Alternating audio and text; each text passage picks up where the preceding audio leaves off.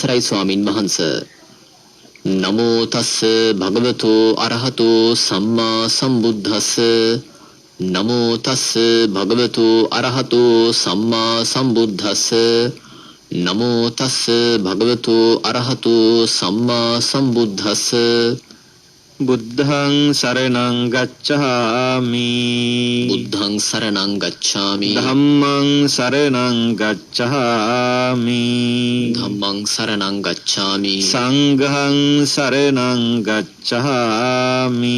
සංඝං සරණං ගච්ඡාමි. ဒ ුතියම්පි බුද්ධං සරණං ගච්ඡාමි. ဒ ුතියම්පි බුද්ධං සරණං ගච්ඡාමි. ဒ ුතියම්පි ධම්මං සරණං ගච්ඡාමි. ဒ ුතියම්පි ධම්මං සරණං ගච්ඡාමි. ဒ ුතියම්පි සංඝං සරණං ගච්ඡාමි. ဒ ුතියම්පි සංඝං සරණං ගච්ඡාමි. තතියම්පි බුද්ධං සරණං ගච්ඡාමි. තතියම්පි බුද්ධං සරණං ගච්ඡාමි. තතියම්පි ධම්මං සරණං ගච්ඡාමි. තතියම්පි ධම්මං සරණං ගච්ඡාමි. තතියම්පි සංඝං සරණං ගච්ඡාමි.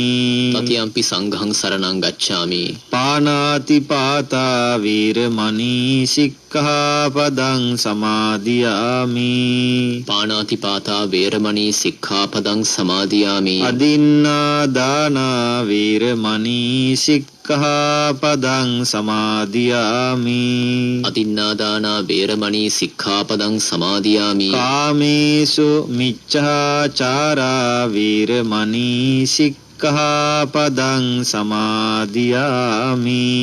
කාමේසු මිච්ඡාචාරා වේරමණී සික්ඛාපදං සමාදියාමි. මුසාවාදා වීරමණී සික්ඛාපදං සමාදියාමි. මුසාවාදා වේරමණී සික්ඛාපදං සමාදියාමි. සුරාමීරය මජ්ජපමා දට්ඨානා වීරමණී සික්ඛාපදං සමාදියාමි.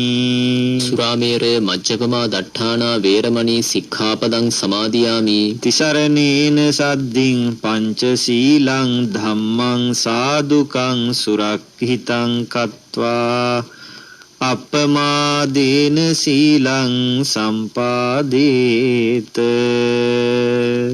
ආමබන්තේ සමන්ත චක්ඛවාලේසු අත්‍රා ගච්ඡන්තු දේවතා සද්ධම්මං මුනි රාජස් සුනන්තු සග්ග මොක්ඛදං ධම්ම ශ්‍රවණ කාලෝ අයං භදන්තා.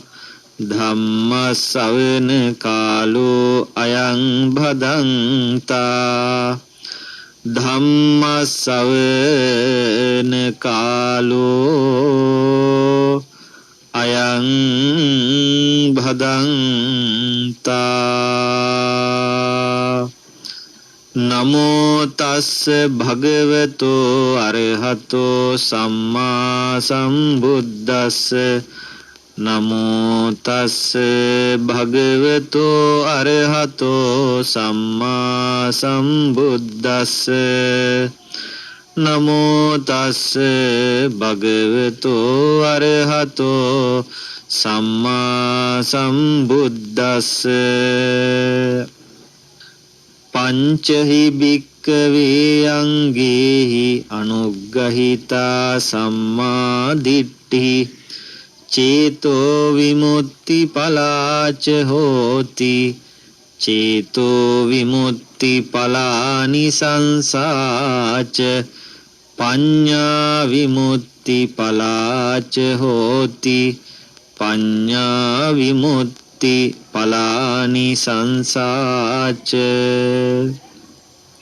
ධර්ම ශ්‍රවණය සඳහා අදත් බොහොම ගෞරවයෙන් යුක්තව සැදී පැහැදී සිටින සදැහැති වාසනාවන්ත පින්වතුන් බෞද්ධ ගුවන්විදුලි මාධ්‍ය හරහා මේ පැයට නියමිත දායකත්ව ධර්මානුශාසනාව ආරම්භ කරන්න සූදානම් වෙන්නේ. ඉතින් අපි මේ දේශනාව බොහොම ගෞරවයෙන් කරුණාවෙන් මෛත්‍රියෙන් යුක්තව දේශනා කරනු ලබන්නේ විශේෂයෙන් මේ බෞද්ධ මාධ්‍ය ජාලය නිර්මාණය කරමින් ලෝක සේවාවක් සිද්ධ කර වැඩහිඳ අපවත් වී අදාළ බෝධිසත්ව ගුණෝපේත අතිගෞරවාස්පද දරණාගම කුසල ධම්මාභිධාන නායක ස්වාමීන්ද්‍රයන් වහන්සේගේ ශ්‍රී නාමය ගෞරවයෙන් මුලින්ම අපි සිහිපත් කරමින් අද දවසෙත් අපි මේ රැස් කර ගන්නා වූ සියලු පුණ්‍ය සම්භාර ධර්මියෝ අපේ නායක ස්වාමීන්ද්‍රයන් වහන්සේට අනුමෝදන් කරනවා. උන්වහන්සේ කොතනක හිටියත් සුවපත් වේවා, නිවන් පිණිස මේ පින් හේතු ආසනාම වේවා කියලා අපි කරුණාවෙන් මෛත්‍රියෙන් මේ වෙලාවේ පින් අනුමෝදන් කරනවා. වර්තමානයේ බෞද්ධ මාධ්‍ය ජාලයේ අධ්‍යක්ෂක ධූරය හොබවන අපේ අතිගෞරවනීය බොරලන්දේ වජිරඥාන අපි කල්යාණ මිත්‍ර ස්වාමීන්ද්‍රයන් වහන්සේ ඒ ඇතුළු කාර්ය මණ්ඩලයේ සියලු දෙනාටමත් මේ වෙලාවේ අපි ආශිර්වාද කරමින් අද දවසේ මේ පින්කමේ දායකත්වයේ දරාගෙන කටයුතු කරන කොළොන්නාවේ පදිංචිව සිටි සෝමචන්ද්‍ර සමදරා සහ සුමනා කියන දූ දරුවන් බත්තර මුල්ලේ පදිංචි සරත් බුලත් සිංහල මහත්මයා ඇතුළු ඒ දූ දරුවන් සහ මුණුබුරු මිනිබිරියෝ අද එකතු වෙලා අභව ප්‍රාප්ත වෙච්ච W.A. සැමුවෙල් අපුහාමි පියතුමාට චාලට් බාලසූරිය මෞතුමියට ඒ වගේම මෙතියස් බුලත් සිංහල පියතුමාණන්ට ඒ වගේම චාලට් බුලත් සිංහල මෞතුමිය ආදිය සිහිපත් කරලා හැම දිනාටම පින් අනුමෝදන් කරන්න බලාපොරොත්තුවත් මියගේ සියලු ඥාතීන්ටමත් හැම දිනාටමත් ධර්ම දානමය පින්කමක් හැටියට මේ දේශනාවේ දායකත්වයේ දරනවා. ඒ වගේම කොළඹ 8 බොරැල්ල ගෝතමී පාරේ පදිංචි ශ්‍රීමති වීරසිංහ ඒ වගේම පුෂ්පා සහ මුතිකා යන මහත්මීන් දුවා දරුවෝ අද එඩ්වින් වීරසිංහ පියතුමා සී සෙනවිරත්න මෞතුමිය අයිරින් සුමනසේකර නැන්දනියත් සිහිපත් කළ පින් දෙන්නත් ඒ වගේම හැම දිනාටම පින් අනුමෝදන් කරන්නත් නිවන් පිණිසත් ධර්මඥානෙ පිණිසත් අද මේ දේශනාවේ දායකත්වයේ දරනවා. මහරගම පදිංචි වසන්තා විජේවර්ධන මහත්මිය, H.A. Stephen Perera, B. Agnes Balasuriya, I.A. Wijewardena මහත්මයා, I.G. විජේවර්ධන කියන මේ දෙපළ ආදී මේ සියලු දෙනාම සිහිපත් කරලා එයට පින් දෙන්නත්, වීරෝදාර රණවිරුවන්ට පුණ්‍ය අනුමෝදනා කරන්නත්, ඒ වගේ මේ හැම දිනාටමත් සියලු දිනාටම උතුම් නිවන් සුවය පිණිස මේ දේශනාවේ දායකත්වයේ දරනවා. පිළියන්දල පදිංචි ආනන්ද ගුණසේකර මහත්මයාත්, PDS ගුණසේකර, ලිලානි ගුණසේකර, ඒ වගේම GPD නානයක්කාර මාමණ්ඩිය අංජන පෙරේරා ඥාති පුතෙක් ආදී නැති වෙලා තියෙනවා. ඒ හැමෝටම පින් අනුමෝදන් කරන්නත්, නැසී ගිය දෙමව්පියන් සහ මාමණ්ඩිය ඇතුළු සියලු දෙනාටමත් හිත මිත්‍රාදීන් ආදී සියලු දෙනාටමත් නිවන් සුවේ ප්‍රාර්ථනා කරලා දූ දරුවන් මුණුබුරු මිනිබිරියන් ඇතුළු පවුලේ හැම දෙනාටම ආශිර්වාද කරන්නත් මේ දේශනාවේ අරමුණක්. කොළොන්නාවේ පදිංචිව සිටි සුමනා වීරසිංහ මහත්මිය අද කේ සෝමා පෙරේරා මහත්මියට පින් අනුමෝදන් කරන්නත්, ඒ වගේම තමයි අධ්‍යාපනය ලැබලා දුන්න සියලු ගුරු බවතුන් සිහිපත් කරලා සසර ගමන සුවපත් වේවා කියන ප්‍රාර්ථනාව ජූලි 29 වෙනිදා උපන්දිනය සමරපු හිරංගිකා බුලත් සිංහල දියණියට තුනුරුවන්ගේ ආශිර්වාදේ ප්‍රාර්ථනා කරලා අද මේ පින්කමේ මේ විදියට දායකත්වයේ දරන්නේ. ඉතින් මේ දායකත්ව දේශනාව හැටියට මේ දායකින්ගේ බලාපොරොත්තු ඒකාන්තයෙන්ම ඉෂ්ට සිද්ධ වේවා කියන බලාපොරොත්තු හිතේ තියාගෙන අපි දැන් මේ ධර්මානුශාසනාව ආරම්භ කරන්න බලාපොරොත්තු වෙන්නේ. අද අපි මාතෘකාව හැටියට තෝරාපත් කරගත්ත ගාථා ධර්මයේ ඇතුළත් වෙන්නේ අංගුත්තර නිකායේ පංචක නිපාතේ. අංගුත්තර නිකායේ මේ පංචක නිපාතේ තියෙන දහම් කරුණු ගත්තාම මේ කොටසේ සඳහන් වෙන්නේ කරුණු 5කින් විස්තර කරලා විග්‍රහ කරලා තියෙන දහම් පරයාවල්. පංචහි භික්කවේ අංගේහි අනුග්‍රහිතා සම්මා දිට්ඨි. යමෙක් සම්මා දිට්ඨිය මේ සම්මා දිට්ඨිය හැටියට මෙතන විස්තර කරලා දෙන්නේ විපස්සනා සම්මා දිට්ඨිය පිළිබඳව, භාවනා කර්මස්ථානයක් පිළිබඳව. ඒ නිසා ඒ කර්මස්ථානය වර්ධනය කරන කෙනා අංග 5කින් මේක තවදුරටත් පරිපූර්ණේ කරගන්න ඕනේ. ඒ විදිහට මේ අංග 5න් මේක පරිපූර්ණේ කරගන්නොත් එයාට චේතෝ විමුක්ති පලාච හෝති. ඒ වගේම එයාට චේතෝ විමුක්තියට යන්නත් අවස්ථාව තියෙනවා. චේතෝ විමුක්ති පලානි සංසාච. ඒ චේතෝ විමුක්ති ඵලයේ තියෙන ප්‍රතිඵලයක් හැටියට ප්‍රඥා විමුක්ති, පඤ්ඤා විමුක්ති ඵලයක් ලබා ගන්න පුළුවන් කියලා. ඉතින් දැන් මේක බොහොම ගැඹීර මාතෘකාවක්. අද අපි මේ කාල සීමාවත් සමග අපි පුළුවන් හැටියට මේක සාකච්ඡා කරන්න සූදානම් වෙන්නේ. දැන් මේ සම්මා දිට්ඨිය කියන එක අපි මුලින්ම හඳුනා ගන්න ඕනේ. එතකොට සම්මා දිට්ඨිය පිළිබඳව අපේ ධර්මයේ විස්තර රාශියක් සඳහන් කරනවා. එතකොට මේ ආර්ය මාර්ගය පිළිබඳව දේශනා කරනකොට යමෙක් සම්මා දිට්ඨියට පත්වීම අත්‍යවශ්‍ය කාරණයක් වෙනවා. ලෝකේ දුක පිළිබඳව, දුකට හේතුව පිළිබඳව, දුක නැති කිරීම පිළිබඳව සහ දුක නැති කිරීමේ මාර්ගය පිළිබඳව අවබෝධයට පත්වීම සම්මා දිට්ඨිකෙක් වෙන්න හේතුවක් වෙනවා. ඊළඟට තියෙනවා අපි එහෙම නැතුව සාමාන්‍ය මේ ලෝකේ මෙන්න මේ දේ කළොත්, මේ වගේ වැඩක් කළොත්, මේ වගේ දෙයක් කිව්වොත්, මේ වගේ ක්‍රියාකාරකම් කළොත්, මෙවැනි දේවල් හිතුවොත් අපිට ඒකේ විපාකයක් හැටියට දුක් විපාකගෙන දෙනවා කියන හැඟීම් සමුදායන් තියෙනවා නම්, මෙවැනි දේවල් හිත ඉන්නවා නම්, මේ වගේ දේවල් කිය ඉන්නවා නම්, මෙවැනි දේවල් කර ඉන්නවා නම් අපිට කවදාවත් වරදින්නේ නැහැ, අපි බිය යුතු වන්නේ නැහැ කියලා යමෙක් ඒ හොඳ දේවල් වල විපාක ගැන හිතනවා නම්, හොඳ දේවල් වල ගැනත් නරක දේවල් වල ගැනත් විපාක ගැන හිතීම අපි කියනවා කර්ම ඵලයේ පිළිබඳව, කර්මයේ පිළිබඳව විශ්වාසවන්ත කරන ඥානය කියලා. ඒකට අපි කියනවා කම්මස්ස කතා සම්මා දිට්ඨිය කියලා. සාමාන්‍යයෙන් මේ ලෝකේ මනුෂ්‍ය ජීවිතයක් ලබා ගත්තට පස්සේ මනුෂ්‍ය ජීවිතයක් ලැබුපු හැමෝම අඩුම තරමේ කම්මස්ස කතා සම්මා දිට්ඨියටවත් එළඹිලා තියෙන්න ඕනේ. මොකද එහෙම එළඹිලා නැති නිසාම තමයි අද ලෝකේ මිනිස්සු හරියට අනිත් අයව රිද්දවන්න, පීඩාවටපත් කරන්න, ඒ වගේම මම මරලා හරි හිරේ ගියත් කමන්නේ කියන චේතනාවන් පහළ වෙනවා. මට දැන් මේ කිසිම සැනසීමක් නැහැ, අපරාධ ඒ වෙලාවේ ගහලා එන්න තිබ්බේ, විනාශ කරලා එන්න තිබ්බේ, ගිනි තියලා එන්න තිබ්බේ කියන සංකල්පනාවන් එන්නේ ඒ වහි විපාක දන්නේ නැතිකම හිතාමයි. ඒ නිසා අඩුම තරමේ අපි පුංචි කාලේ ඉඳලා පුංචි දරුවන්ට පුතේ මෙන්න මේ දේ කරන්න එපා, මේකේ ආනිසංශයක් තමයි මෙන්න මේක, මේ වැඩේ හින්දා තමයි මේ ආනිසංශය ලැබිලා තියෙන්නේ. පේනවා නේද? අර අංග විකල වෙලා ඉන්නවා, කතා කරන්න බැරුව ඉන්නවා, ඇවිද ගන්න බැරුව ඉන්නවා. ඒවා මෙන්න මේ වගේ කරපු දේවල් වල විපාක.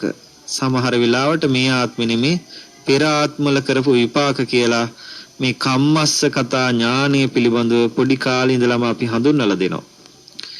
එහෙම වුණාම පවට බය වෙනවා යා. පවට බය වීමත් ලැජ්ජා වීමත්, මේ ලැජ්ජාව බය කියන එක දේව ධර්මයක් හැටියට දේශනාවේ සඳහන් වෙන්නේ අන්න ඒකයි.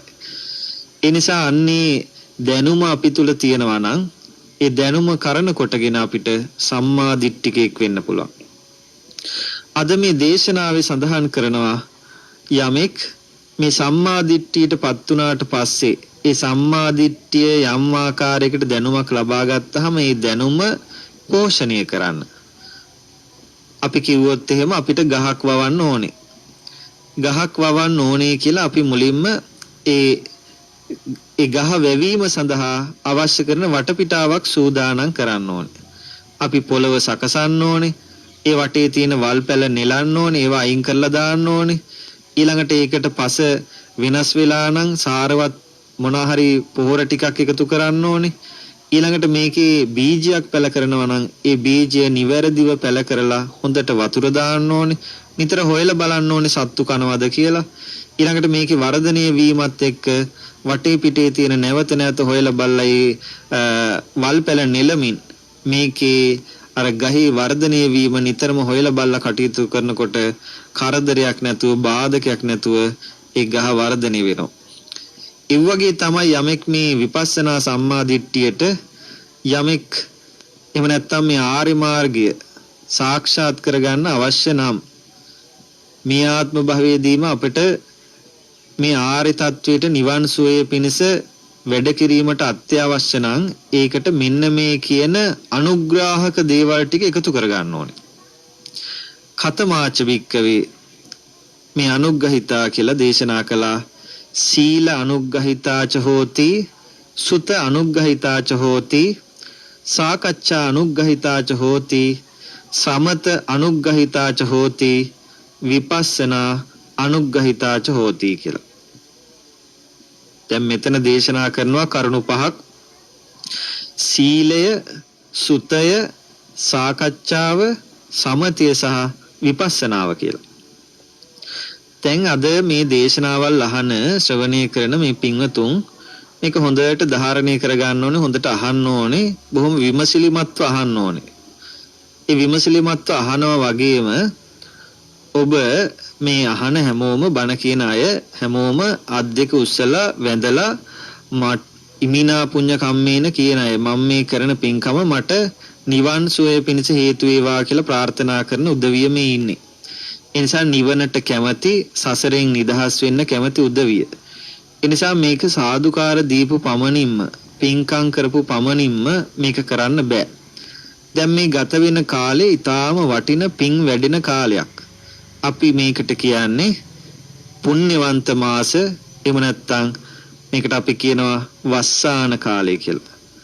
අපේ ජීවිතවලට වැසි වහින කාලය, දහම් වැසි වහින කාලය. එහෙමනම් මේ දහම් වැසි වස්සවගෙන අදත් මේ දේශනාව අපිට අපේ නැන නුවණ ආදී මේ සියලු දේවල් වර්ධනය වේවා කියන ප්‍රාර්ථනාව හිතේ තියාගන්න ඕන.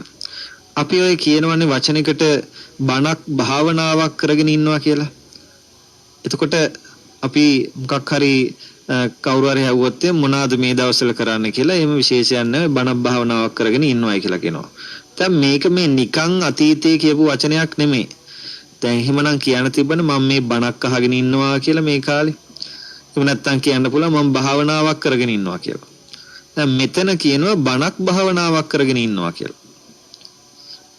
එහෙමනම් මේ බණ ඇසීමත් භාවනා කිරීමත්, භාවනා කිරීමත් බණ ඇසීමත් කියන එක මේවා එකිනෙකට සම්බන්ධ වෙලා තියෙන. ඒක මේ සූත්‍ර දේශනාවේදී අපිට හොඳට පැහැදිලි වෙනවා.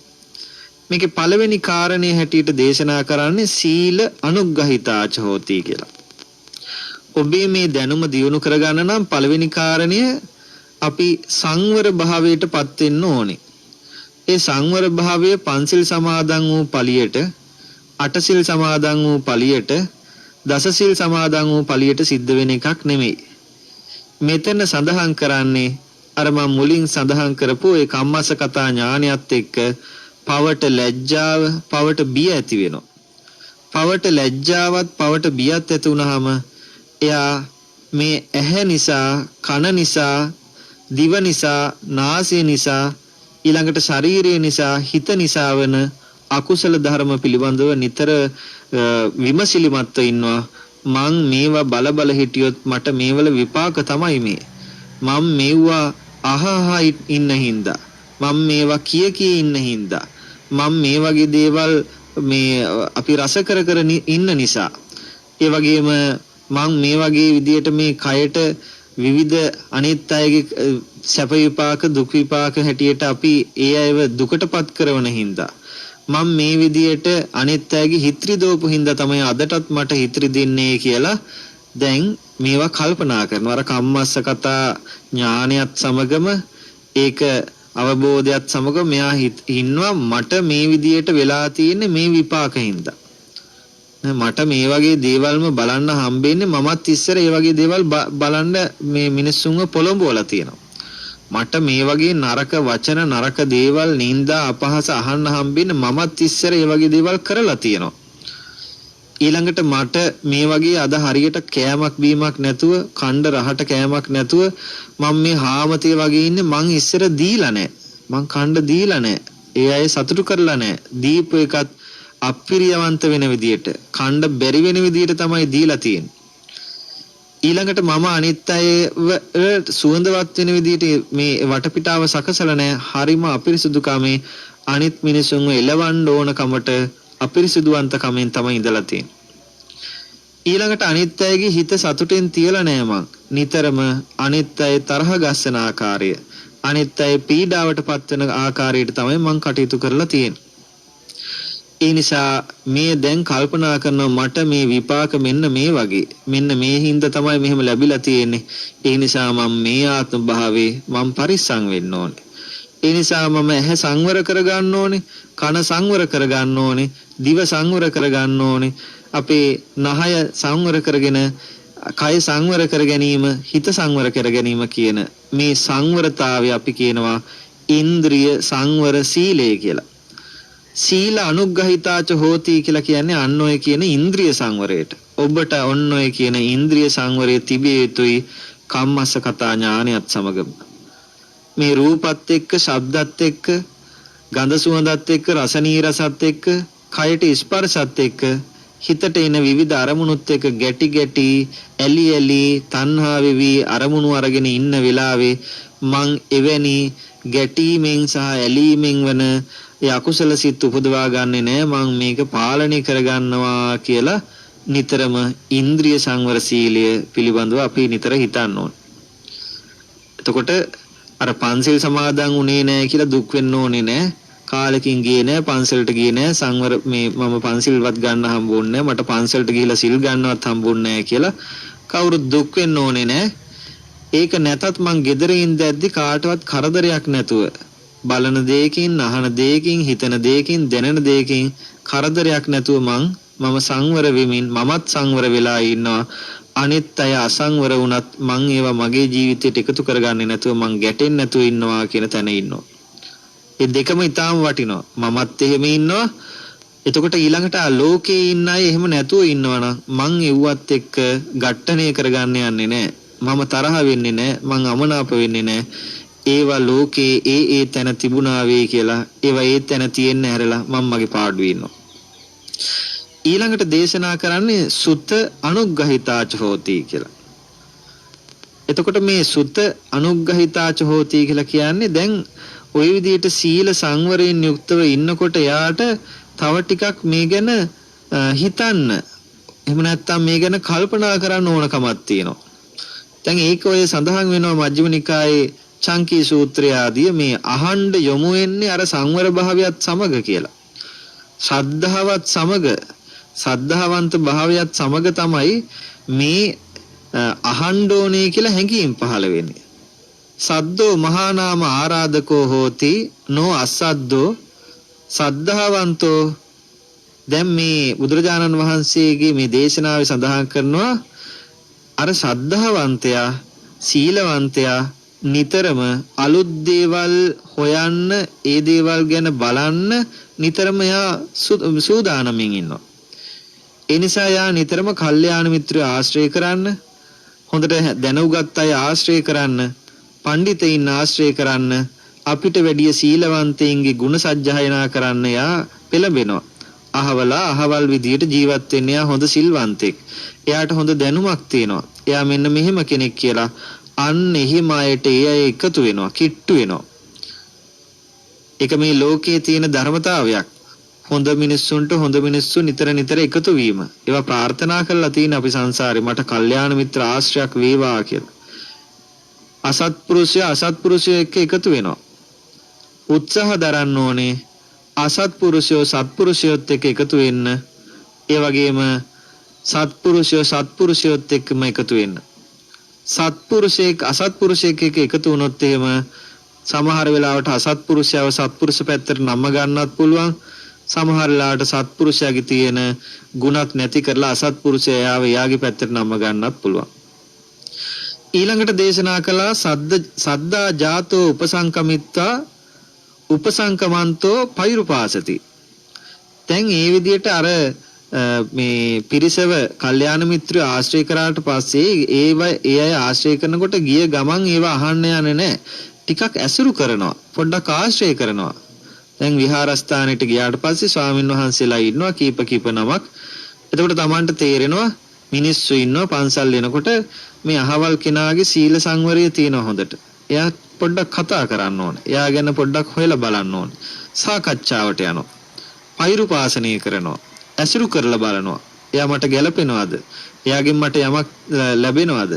එයාගෙන් මට අවවාදයක් අනුශාසනාවක් තියෙනවද? දැන් ගොඩක් වෙලාවට එහෙම පෛරුපාසනය කරන්නේ ලාභ ප්‍රයෝජන තකා. මේ එයාගෙන් මට ලාභ ප්‍රයෝජනයක් වෙයි. දැන් ඔය පන්සල් වල ස්වාමින් වහන්සේලාව සමහරු මේ ආශ්‍රය කරනවා මේ පන්සලට සමහර උත්සව වලට ඇමතිගොල්ලෝ මේ පිරිසෙනකොට සමහරු හිතනවා ඇමතිතුමාව හොඳට හාමුදුරු අඳුරනවා. ඒ නිසා මේ ඇමතිතුමාට කියලා අපේ මොකක් හරි වැඩක් කරගන්න පුළුවන් හාමුදුරු ළඟින් තියාගන්න ඕනේ කියලා. එතකොට එයාගේ පෛරුපාසන එයාගේ හිතවත් වීම වෙන්නේ ලාභ ප්‍රයෝජනයක් හින්දා. මොකක් හරි වැඩක් කරගන්න. නමුත් එහෙම නෙමෙයි මෙතන ශ්‍රද්ධාවන්තයා එයා මේ පෛරුපාසනය කරන්නේ හොයන්න මොකද්ද මේ කියලා. ඊළඟට මේ පෛරුපාසන්තෝ සෝතං ඕදහත ඇසුරු කළාට පස්සේ දැන් ටික අපේ මේ කන යොමු වෙනවා. ඒකට මොකද්ද මේ කියන්නේ හැබෑට? මොකද්ද මේ අනිත්‍ය කියන්නේ? මොකද්ද මේ අනාත්මය කියන්නේ? මොකද්ද මේ සංසාරේ කියන්නේ? සසර බය දකින්නවා කියන්නේ මොකද්ද? භාවනාව කියන්නේ මොකද්ද කියලා හොයනවා බලනවා. ඕහිතසෝතෝ ධම්මං සුනාති. අන්න දැන් කන දැන් යොමු වුණා. එයා මේක ඇසුරු කළා. මේක ගැන සද්ධාාවක් ඇති වුණා. ධර්මයේ අහලා දැනගන්න ඇති කරගන්න ඔයාගේ කැමැත්තක්. මේකෙන් ධර්මයේ අහන්න ඕනේ කියලා එයාට කැමැත්තක් ඇති වෙනවා. ඕහිතසෝතෝ ධම්මං සුනාති සුත්වහ ධම්මං ධාරේති. දැන් ඇහුවට පස්සේ මේක ධාරණය කරගන්නවා, මතක තියාගන්නවා, ලියලා තියාගන්නවා, ජීවිතයට එකතු කරගන්නවා. දතහානං ධම්මානං අත්තං උපපරික්ඛති. දැන් මෙතනින් නතර වෙන්නේ නැහැ. ඒක ධාරණය කරාට පස්සේ අර්ථය පරීක්ෂා කරලා බලනවා. දැන් මේ බෞද්ධ මාධ්‍ය ජාලවල බණ අහන පින්වතුන් ඔය කාර්යය තමයි කරන්නේ. දවසක් අහලා නිකන් ඉන්නේ හොයනවා. කවුද මේ? මේ හාමුදුරුවෝ කවුද මේ බණ කියන? කොහේ ඉන්න කෙනෙක්ද? මොන වගේ දැනුමක් තියෙන කෙනෙක්ද? ඊළඟට තව ටිකක් හොයලා බලන්න හිතෙනවා. ඉතින් ඊට පස්සේ ඉන්න තැනක් සමහරු හොයාගෙන යනවා. අපිට ඒ වගේ අත්දැකීම් තියෙනවා. හොයාගෙන එනවා. ඇවිල්ලා සාකච්ඡා කරනවා. ඇවිල්ලා මේ පිළිබඳව හොයලා බලනවා. අහනවා. විමර්ශනය කරනවා. ධාරණය කරනවා. ඊළඟට එක දිගට ඒ අයගේ අනුගාමිකයෝ බවට පරිවර්තනය වෙනවා. මේක තමයි බුද්ධ කාලේ උනේ.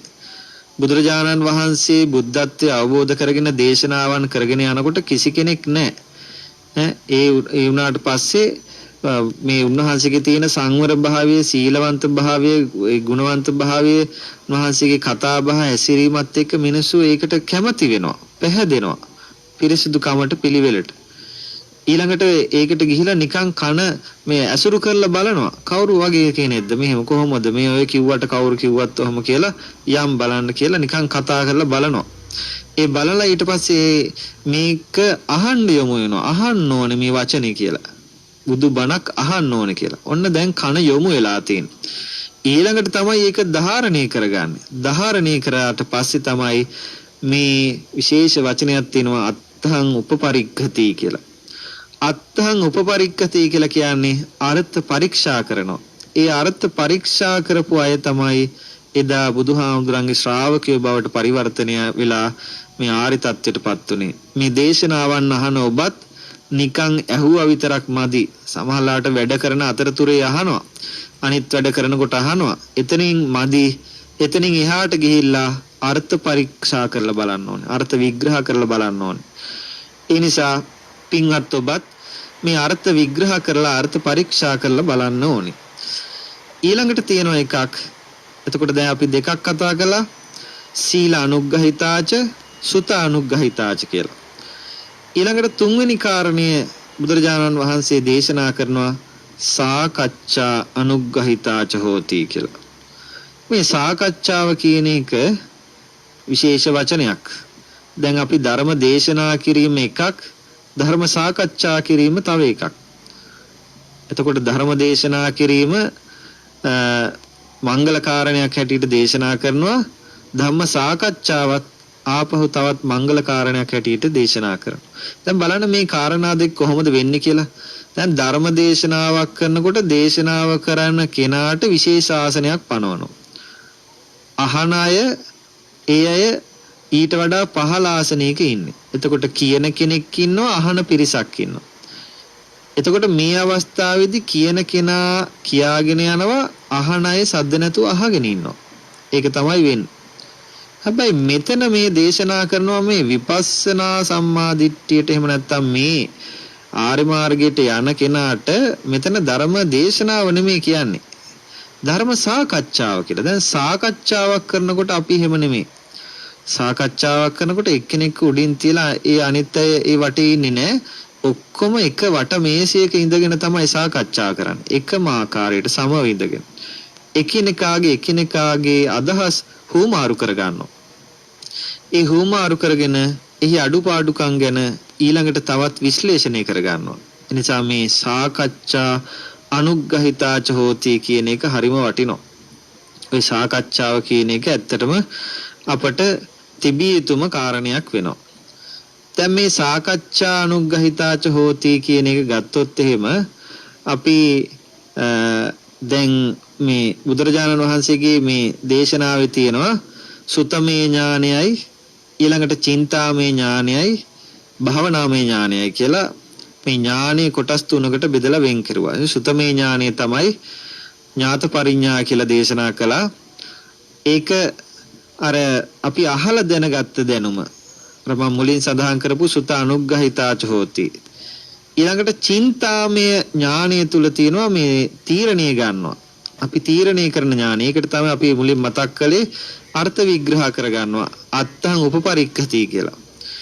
ඊළඟට මේ භාවනාමය ඥානයකට යන්න අර සාකච්ඡාව ඉතාම අත්‍යවශ්‍ය වෙනවා. කෙලෙස් අතහැරලා දාන්න, ප්‍රහීන කරන්න, පහාන පරිඥාවට යන්න ඒක අත්‍යවශ්‍යම වෙනවා.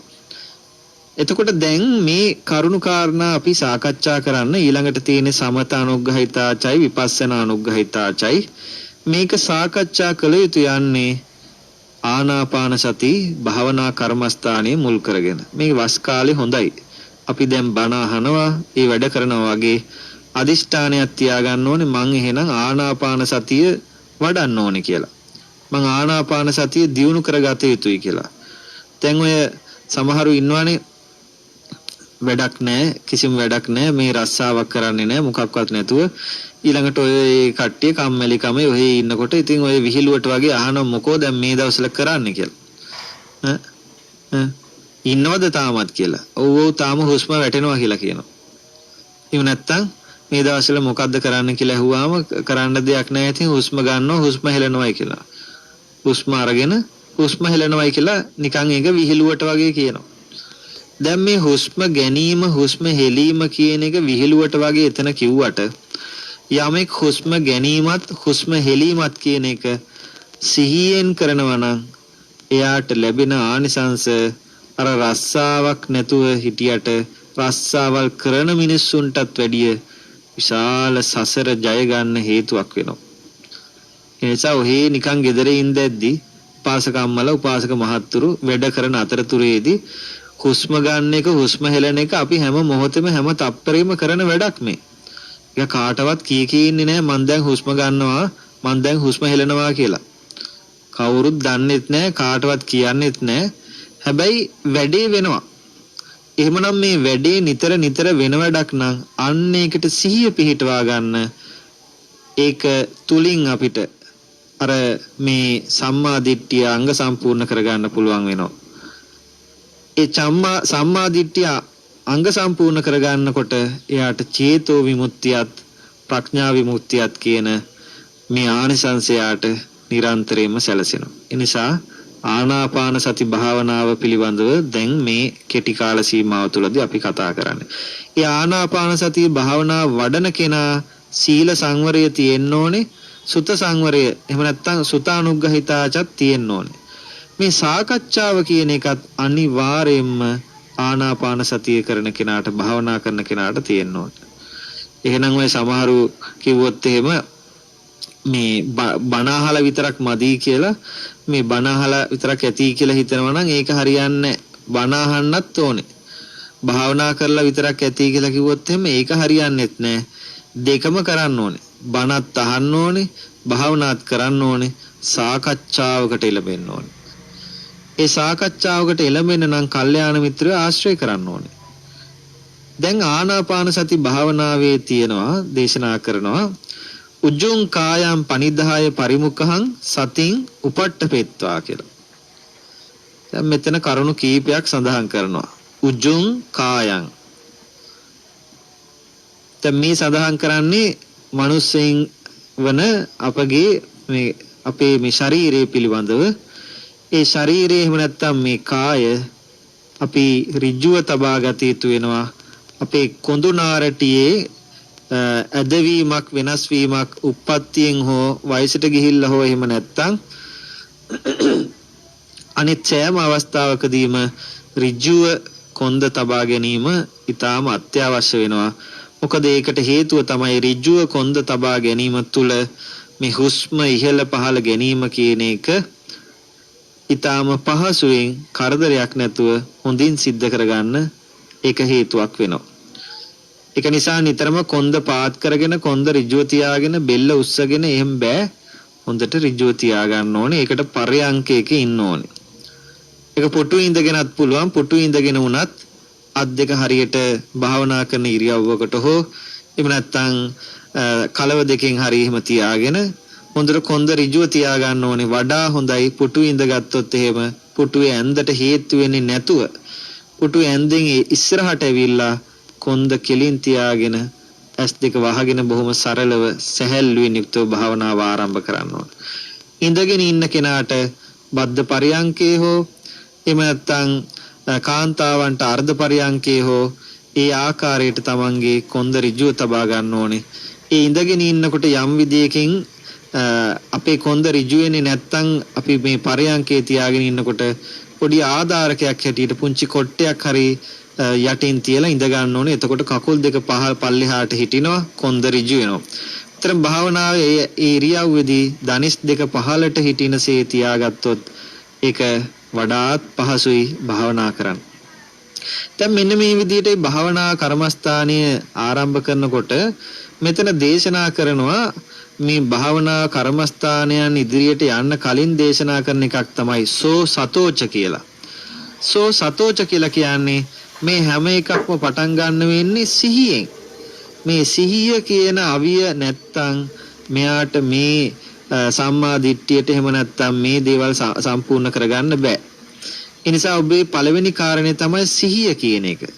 සමතය ඊළඟට විපස්සනාව කියන එක ගත්තාම ඉන්සයිට් මෙඩිටේෂන් කියලා අපි ඉංග්‍රීසියෙන් කියන්නේ අතුලාන්තේ කරා යන්න ඕනේ. දැන් මෙතනත් අපි මේ කරන්නේ අතුලාන්තේ කරා යන එක. මොකද්ද අතුලාන්තය? හුස්ම ඉහළ පහළ ගන්න එක.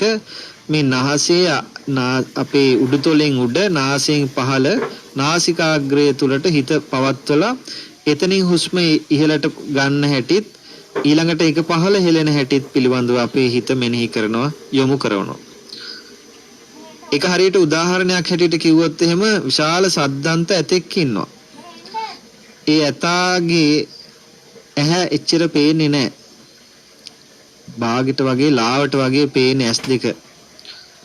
ඒ ඇතාට ඉඳි කට්ටක් තියෙනවා මේ තැනකින් මේසයක් උඩින් හරි.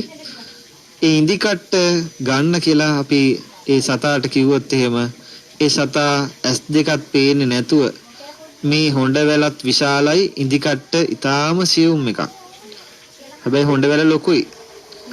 නමුත් දක්ෂ ඇතෙක් නම් හිමින් සැරේ ඇස් දෙක වහගෙන තිබුණත් මේක කොතනද Tamanට අර මේ දැනෙන්නේ කොහෙද කියලා ඒක හොඳට හොයාගෙන ගිහිල්ලා ඉඳි කට්ට ගන්න දක්ෂ වෙන්න ඕනේ. මේ භාවනා කරන කෙනත් අන්නේ වගේ තමයි. ඔබ හිතන්න ඔබත් අර ඇස් පේන්නේ නැති ඇතෙක් වගේ කියලා. ඔබට දීලා තියෙන ඉදිකට්ට තමයි ආනාපාන සති නිමිත්ත.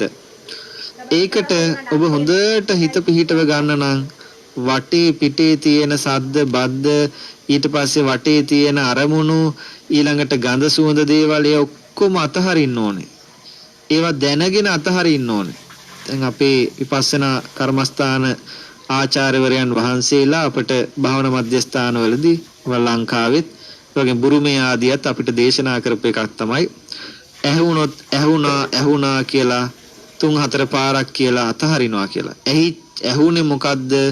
ඒ මොකද්ද මොන වගේ එකක්ද කියලා හොයලා බලන්න යන්නේ නැහැ. ඇහුණා පමණයි. දැනුනොත් දැනෙනවා කියලා හිතනවා එච්චරයි. හිතුනොත් හිතෙනවා හිතුන දේවල් පොස්සේ යන්නේ නැහැ. ඒකට තප්පරයක් වගේ මොහොතක් වගේ තමයි කාලය දෙන ඉතාම ඉක්මනට නැවත වරත් ආයි අරමුණට එන්න ඕනේ. සමහර වෙලාවට පැයක් භාවනා කරනකොට මුළු පැය තුලම අරමුණු වලට යනවා ආයි එනවා එකම අරමුණේ ඉන්න බෑ ඉඳලා නැහැ. හැබැයි ඒක වඩා හොඳයි අරමුණු ඔස්සේ හිත ඉන්නවට වැඩිය එයා භාවනා කරලා නැහැ. නමුත් දැන් ගියා කියලා දන්නවා ආපහු ගත්ත හිත මෙතේ තමන්ගේ අරමුණට ගත්තා කියලා දන්නවා. ඒක තමයි වටින්නේ. ඒ නිසා අන්නේ කාරණේට ඔබ හොඳට හිත මෙහෙණි කරන්න ඕනේ. සෝ සතෝච ඊළඟට තමයි අස්ස සති පස්ස සති හුස්ම ගන්නවා හුස්ම හෙලනවා කියන තැනට හිත පිහිටවන්න. දැන් මේකේ ඔය රාහුල සූත්‍රයේ රාහුල ස්වාමීන් වහන්සේට දේශනා කරනවා කරුණු 11කින් යුක්තව ඔබ මේ ආනාපාන සති නිමිත්ත මෙනෙහි කළොත් ඔබට ඒ සමත අනුග්‍රහිතාච සමතේ පිළිබඳව ඔබට ශාල අවබෝධයක් ගන්න පුළුවන් කියලා. ඒක උදාහරණයක් හැටියට දේශනා කරනවා. දැන් මේ කරුණු 11 අපි මේ කාල සීමාවත් ගත වෙලා තියෙන නිසා ඒ කරුණු 11 තමයි හුස්ම ගන්නකොට හුස්ම ගැනීමේ මුල මැද සහ අග පිළිබඳව අපේ හිතේ අවබෝධයක් තියෙන්න ඕනේ.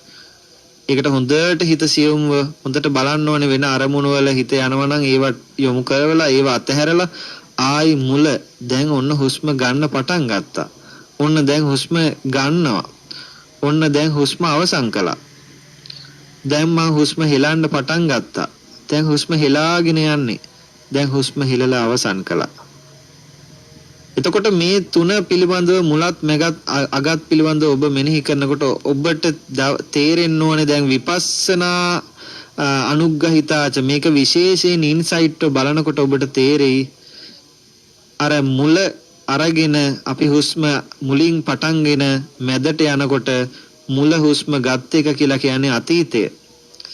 ඊළඟට හුස්ම හෙලලා අවසන් වුණාට පස්සේ මැද කියලා කියන්නේ ඒ අපි හෙලාගෙන යනවා නම් ඒක වර්තමානය. ඒක ඉවරුණාට පස්සේ අනාගතය. ඒ නිසා මේ අතීතයත් වර්තමානයත් අනාගතයත් හුස්ම හෙලන පහළන හැම තප්පරයකම හැම මොහොතකම වැඩ කරනවා. එතකොට එතන කරුණු තුනයි. මුල මැද අග මෙනෙහි කරන්න ඕනේ.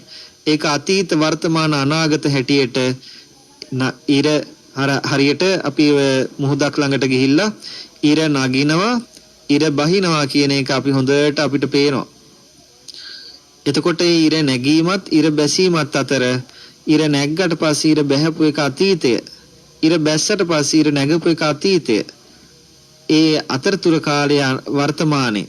එතකොට මෙන්න මේ කියන ස්වභාවය හුස්ම තුල අපි දකින්න ඕනේ. එහෙම බලනකොට යාට මේක තේරෙනවා ගොරෝසුව. එහෙම නැත්තම් සියුම්ව. එහෙම නැත්තම් සුකුමව. ඒක තමයි අර දීඝං වාසසන්තෝ දීඝං අසසාමීති කියලා කිව්වේ. දැන් මේ හැමෝටම දීර්ඝව පේන්නේ නැහැ මෙහෙම කිව්වට. සමහරුන්ට දීර්ඝව නිතරම දැනෙන්න පුළුවන්. සමහරුන්ට ආරම්භයේදී ඉඳලම රස්සංවා රස්සව නැත්තම් කෙටියට සුකුමව මේ ඒ විදිහට සියුම්ම දැනෙන්න පුළුවන්.